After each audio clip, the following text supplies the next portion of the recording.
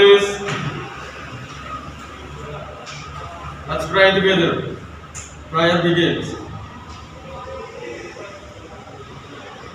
Enough.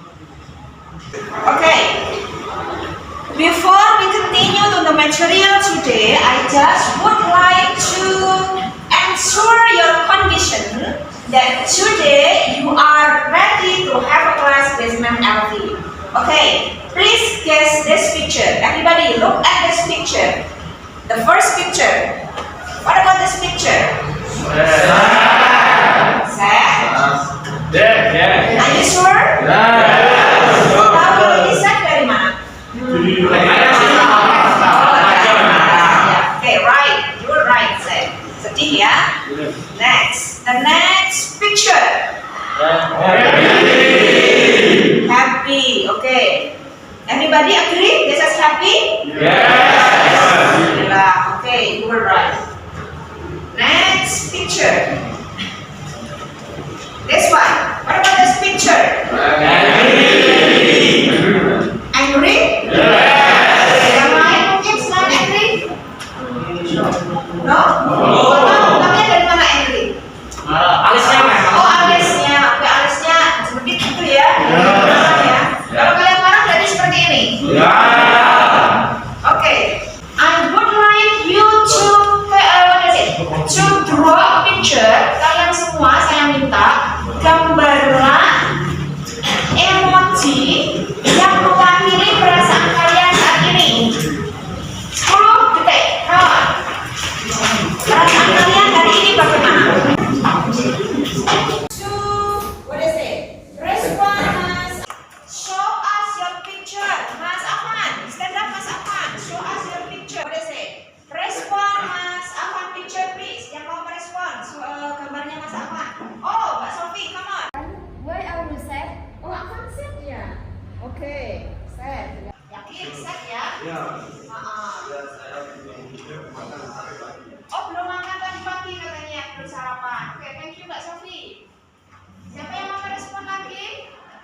Oh, Bayu. Saya tahu yang kamu rasakan, Afan. Seharusnya lain kali kamu bisa bangun lebih pagi agar bisa sarapan terlebih dahulu. Oke, good idea ya. Oke, look at me please. Itu gambar apa ya? Oh, nice. Kamu sedang bahagia, tapi sudah jatuh cinta ya. Oh.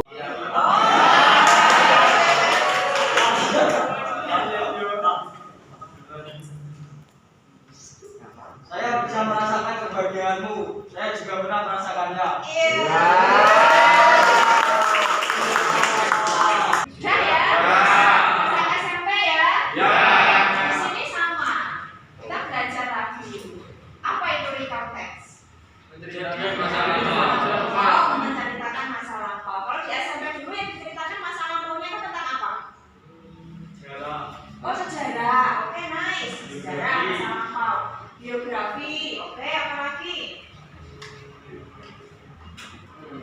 Pengalaman pribadi bisa nggak masuk recall text? Nah, di SMP dulu yang kalian pelajari itu recall text untuk pengalaman pribadi, untuk sejarah. Di SMK ini kalian akan mempelajari teks yang sama tetapi jenisnya beda. Recall text tapi masuknya pada biografi.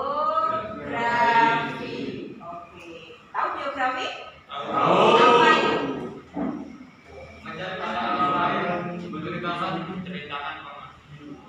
Menceritakan masyarakat. menceritakan kehidupan seseorang dari lahir sampai dia meninggal Meninggal. secara kronologis gitu ya.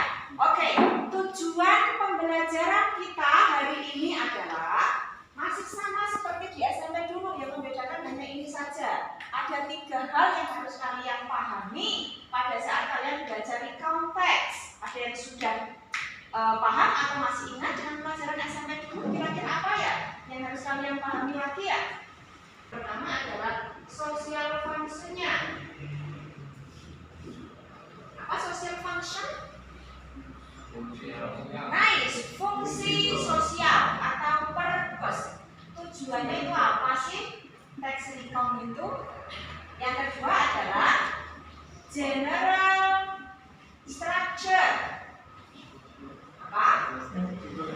struktur general atau struktur umum. Oke, kemudian yang ketiga adalah language feature. Yang ketiga adalah unsur kebahasaan. That's right. Hari ini kalian akan belajar 3 hal ini sesuai dengan kelompok kalian masing-masing. To learn the material. Kira-kira berapa menit yang kamu butuhkan? 10 minutes? Cukup, yakin? Oke, 10 menit. 10 menit. Silakan pahami materi yang ada sesuai dengan gaya belajar kalian masing-masing. Setelah itu siap presentasi. Oke, time is yours. Waktu buat kalian.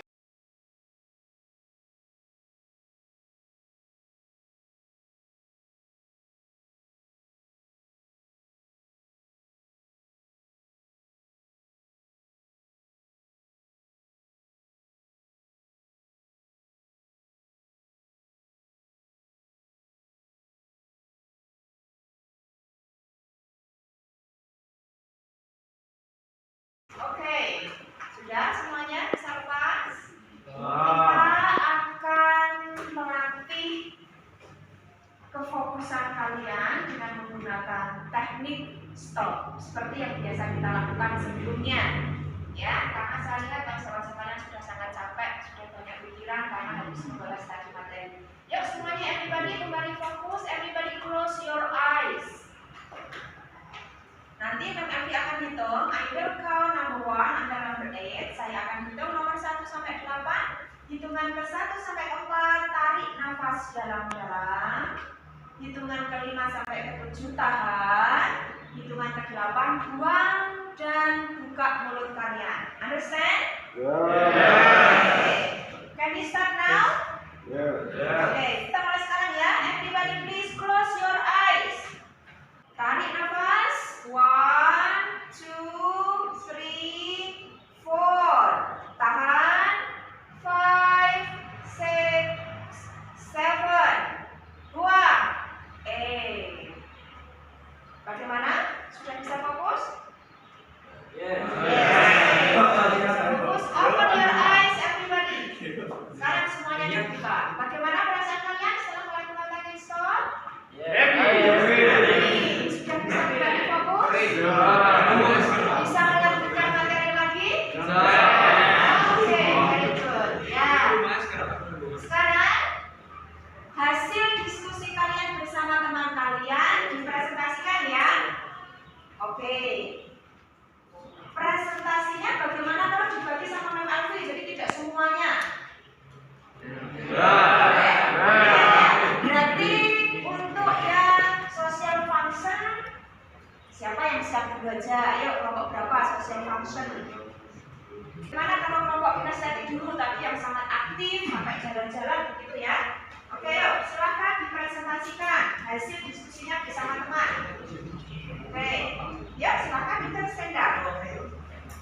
Yang menginformasikan kepada tentang tokoh tentang dan kapan terjadinya masa lampau. Yang kedua, event bagian ini berisikan serangkaian peristiwa atau kegiatan yang terjadi. Biasanya diceritakan secara berurutan. Misalnya adverse, game, dan lain-lain. Yang ketiga, reorientation. Bagian ini merupakan akhir cerita dari sifat opsionalnya. Sebab bisa berupa rangkuman dari semua yang telah diceritakan, komentar atau kesan pribadi. Atau mungkin berupa himbauan atau misalnya karena di konteks tersebut menceritakan tentang pengalaman yang tidak menyenangkan seperti kemalingan. Jadi seperti ini ya. Yang masuk event berarti paragraf berapa? 2. Kalau yang paragraf terakhir biasanya berarti dinamakan? Semuanya setuju? Diskusi kalian sama seperti tadi kelompok kinestetik? Nice, good. Berarti kita bisa lanjut pada social function ini ya. Oke, nice. Group 1. Sekarang coba disampaikan hasil diskusi kelompok kalian, Mas. Bisa melihat ke teman-temannya sehingga teman-temannya bisa memperhatikan dan menjawab. Jadi teks yang menceritakan kembali sesuatu yang telah terjadi di masa lampau. Contohnya ketika kamu bertemu dengan Bapak Luhut, atau ketika kamu liburan ke Raja Ampat bersama keluarga, dan buku sejarah atau biografi seseorang. Macam-macam di konteks. Di konteks memiliki beberapa macam jenis yang bisa kalian gunakan untuk kalian tulis. disesuaikan dengan tujuan sendiri-sendiri. Teman-teman di konteks sebagai berikut. Personal recon adalah di konteks yang berfungsi menceritakan pengalaman pribadi penulis. 2. Temporal recon adalah di konteks yang berfungsi menyajikan laporan peristiwa yang benar-benar terjadi, seperti laporan percobaan ilmu pengetahuan atau laporan kepolisian. Imajinatif adalah jenis konteks yang berfungsi menyajikan cerita imajinatif lalu menuliskan peristiwa atau kejadian yang telah terjadi. 4. Biografikal recon. Biografikal adalah menulis riwayat hidup tokoh secara utuh sesuai dengan urutan waktunya dari tokoh lahir, masa kanak-kanak, remaja, hingga dewasa, hingga tokoh meninggal. Tujuan di konteks adalah menginformasikan, memotivasi, dan menghibur. Contoh di konteks. The most important thing, she had already prepared everything for his dinner party last night. Oke, good. Berarti kalau teks seperti itu kira-kira ini sesuai yang disampaikan Mami Alfi tadi, dilihat dari jenis-jenisnya, kita akan belajar teks recall yang untuk apa? Kategori yang mana? Nice, ya. Kita akan belajar tentang teks recall yang di situ membahas tentang biografi. Berarti masuk ke biographical recall. Nice, oke. Yang terakhir sekarang language feature. Language feature disampaikan oleh grup visual. Oke, nice. Unsur kebahasaan atau language feature dari recount type. Oke. Yang pertama, past tense, time connective, dan adverb. Past tense. Karena kita menceritakan kejadian di masa lampau, kita menggunakan tata bahasa past tense di dalam recount type. Menggunakan kata kerja look, found, need, run, arrive, realize, fail. Time connective. Then after that, before. Adverb, last night, very well. Nice, oke. Thank you Mas Ridwan. Apakah ada yang mau menyanggah atau semuanya sependapat atau mungkin ada sesuatu yang ingin disampaikan dengan kelompok 2? Oh ada, silakan Mas Diva. Kelompok 2 silakan PFN perhatikan di situ ada kelompok lain yang mau mencoba untuk respon. Untuk kelompok visual bisa dibuatkan contoh kalimat past tense. Oh, tadi kamu bahasnya ada kalimat past tense. Mereka minta dibuatkan contoh kalimat past tense selain dari yang teks yang kita lihat saja ya. Oke, silakan. Ini ya Mas Ridwan ya. Itu kapan tadi bilangnya? Untuk saat kita melakukan kegiatan saat ini. Saat ini kan kita sudah diskusi ya. Menurut Mas Ridwan, itu contoh kalimatnya seperti ini. We are discussing. Pembelajaran hari ini harus dibuat dalam bentuk project. Ini adalah produk hasil belajar. Produk hasil belajar. Nah nanti menyampaikannya produk hasil belajar dari kelompok kami akan membuat apa?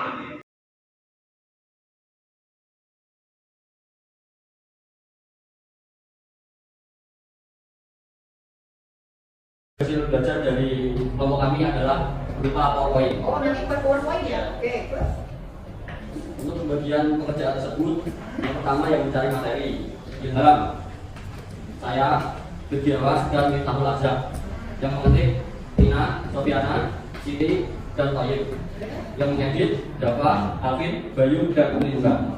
Kami akan mengumpulkan produk hasil belajar tersebut untuk pertemuan selanjutnya. Keren sekali. Kami adalah Mas Ilham. Oke, ya yang lainnya? Yang lainnya akan membantu untuk mencari materi. Dan proses editing ya. Oke, proses editing sampai proses publishing. Selesai. Oke, sampai selesai. Ya, oke. Kira-kira rencananya kapan Untuk pengumpulan 5 hari ke depan. Oh, 5 hari ke depan. Oke, 5 days ya. Kalau ini sebelumnya, kalau ini 5 hari. Oke, karena profesional yang menjaga 5 days. Luar biasa. Thank you anak-anak hebat dan yang luar biasa. Bagaimana pembelajaran hari ini? Oke. Ada yang sedih? Tapi kemana katanya ada yang sedih? Apa masih sedih kak? Ya. Oh tidak, kenapa sudah tidak sedih lagi? And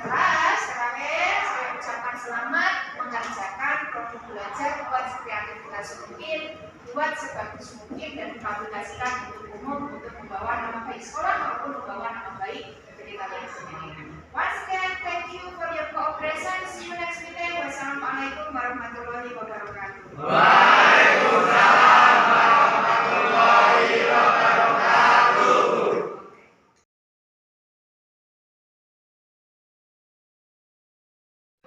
Assalamualaikum warahmatullahi wabarakatuh. Perkenalkan, saya Elvi Titizia dari SMK Tunas Harapan Pati, Jawa Tengah. Saya adalah calon guru penggerak angkatan 4. Baiklah, Bapak Ibu, saya akan mencoba memberikan refleksi terhadap modul 2.2 dari pendidikan guru penggerak ini sebagai aksi nyata saya. Aksi nyata yang sudah saya lakukan di modul 2.2 ini adalah terkait dengan materi pembelajaran berdiferensiasi dan pembelajaran sosial emosional. Saya sudah melakukan di kelas saya, tentunya perasaan saya campur aduk antara senang dan sedih. Senangnya karena tentunya saya mendapatkan materi baru yang belum pernah saya dapatkan dari pelatihan manapun. Materi yang sangat luar biasa dan sangat bermanfaat untuk saya sebagai guru dan tentunya nanti efeknya kepada anak didik saya. Sedihnya tentunya adalah karena hal ini baru, butuh adaptasi, butuh merubah mindset, sehingga itu membutuhkan waktu yang tidak sedikit, membutuhkan usaha yang tidak sedikit. Apalagi kalau sampai harus merubah mindset, itu kan harus butuh sesuatu yang bisa mendukung itu sehingga kita bisa benar-benar yakin bahwa itu adalah hal yang baik buat kita. Tetapi semakin kesini saya merasa bahwa ternyata memang kita membutuhkan materi tersebut untuk dunia pendidikan saat ini. Ketika saya mencoba mengaplikasikan, ternyata akhirnya saya menjadi senang. Semakin kesini saya semakin nyaman untuk mengaplikasikan materi tersebut di dalam pembelajaran saya. Hal-hal yang sudah saya lakukan terkait pembelajaran berdiferensiasi dan pembelajaran sosial emosional adalah tentunya saya mengikuti instruksi-instruksi yang ada di modul tersebut, mulai dari pemetaan siswa dengan menggunakan tes diagnostik, baik tes diagnostik gaya belajar maupun kecerdasan maupun minat. Nah, setelah saya mendapatkan data tersebut, saya mencoba mengaplikasikan ke dalam pembelajaran saya. Saya melakukan pembelajaran di kelas saya dengan metode diferensiasi, baik diferensiasi proses maupun diferensiasi konten, dan akhirnya nanti diferensiasi produk. Diferensiasi proses saya lakukan dengan menggunakan diferensiasi berdasarkan gaya belajar. Ada auditory, ada kinestetik, ada visual, dan itu saya kelompokkan menjadi satu. Awalnya memang susah, karena kita butuh manajemen kelas yang sangat bagus. Kalau manajemen kita tidak bagus, nanti anak-anak akan ramai sendiri, anak-anak akan melakukan hal-hal yang tidak sesuai yang kita harapkan. Tapi dengan manajemen kelas yang bagus, otomatis kelas menjadi bagus, kelas menjadi hidup, anak-anak berkembang sesuai dengan bakat dan potensinya, karena mereka sudah diberikan diferensiasi dari awal, sesuai dengan minat dan bakatnya. Nah, saya rasa pembelajaran berdiferensiasi dan KSE ini sangat cocok untuk siswa, karena siswa merasa bahwa ini loh yang cocok untuk saya, bahwa siswa merasa diperlakukan seperti layaknya manusia, sehingga pembelajaran benar-benar berpusat pada siswa. Selain itu, KSE atau sosial emosional tentunya ini kan hal baru. Awalnya memang hal yang lucu, anak-anak pada tertawa. Kembali lagi, kalau manajemen kelas kita tidak bagus, maka anak-anak itu akan cuek, anak-anak akan menanggapi dengan ya atau tidak. Tetapi dengan instruksi yang baik dari kita, beberapa kali anak-anak sudah semakin fokus dan bagus dan justru malah senang dengan metode stop ini. Jadi kembali lagi saya rasa bahwa ini adalah hal yang sangat bagus untuk dunia pendidikan, sangat menjawab tantangan untuk anak-anak kita, bisa menjawab pembelajaran yang berdiferensiasi dan KSE ini untuk mewujudkan pendidikan yang berpusat kepada siswa. Yang kedua, kaitannya dengan pembelajaran yang dulu pernah saya lakukan, akhirnya saya flashback.